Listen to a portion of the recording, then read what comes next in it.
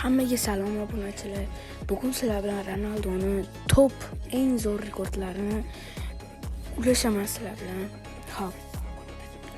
Birinchi rekordi bu Cristiano Ronaldo penaltidan 140 tadan ko'p gol urgan. Bu tasavvur qilsam, uncha futbolchining qo'lidan kelmaydigan narsa. Ikkinchi ma'lumot bo'lsa, bu Cristiano Ronaldo 5 ta Yevropa chempionatida qatnashgan. Uncha anaqa bu ham futbolchilarda bo'lmaydi. Messi bo'lgan bo'lishi mumkin, lekin Messini bilmayman.